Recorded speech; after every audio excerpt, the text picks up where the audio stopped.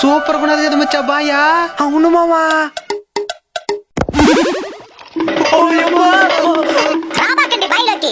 ఏంది మామ బాయ్ మాట్లాడుతున్నాదా? నీలాంటి బేవర్ సేదవులు మాట్లాడచ్చు, బాయి మాట్లాడకూడదా? లోపలికి ఎందుకు రాకూడదు అంటున్నావు? స్నానం చేసి ఎన్ని రోజులైందే? ఉగాదికి చేస్తుండా.